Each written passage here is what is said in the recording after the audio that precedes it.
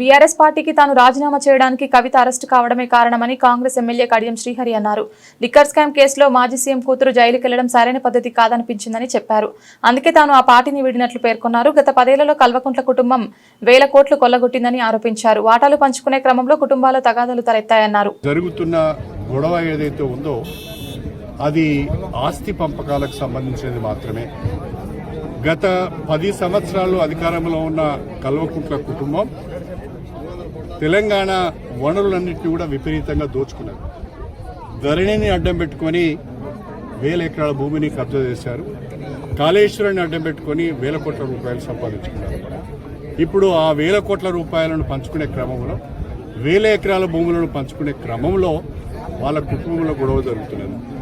కల్వకుంట్ల కుటుంబం తెలంగాణ పైన పడి దోచుకున్నది. అందుకనే ప్రజలు వాళ్ళని పక్కన పెట్టారు. ఇప్పుడు కల్వకుంట్ల కుటుంబంలో జరుగుతున్న పంచాయతీతోని ప్రజలకు సంబంధం లేదు, తెలంగాణకు సంబంధం లేదు, కాంగ్రెస్ ప్రభుత్వానికి కాంగ్రెస్ పార్టీ కూడా సంబంధం లేదు.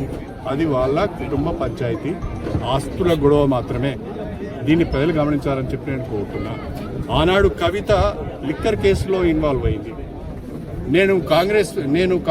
ఆనాడు పార్టీకి రాజీనామా చేయడానికి కూడా ప్రధానమైన కారణం ఒక ముఖ్యమంత్రి గారి బిడ్డ లిక్కర్ కేసులో ఇన్వాల్వ్ కావడం, ఆమె విచారణ ఎదుర్కోవడం, అనేక రోజులు జైల్లో ఉండడం కూడా కొంత నాకు బాధ అనిపించింది. ఇది సరైన పద్ధతి కాదనిపించింది. అందుకనే బయటికి రావడం జరిగింది.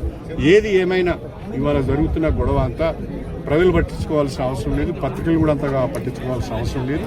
ఇది అవినీతి ద్వారా సంపాదించిన డబ్బును పంచుకోవడం కొరకు జరుగుతున్న పంచాయతీ తప్ప ఇది ప్రజలకు ఉపయోగపడే పంచాయతీ కాదు.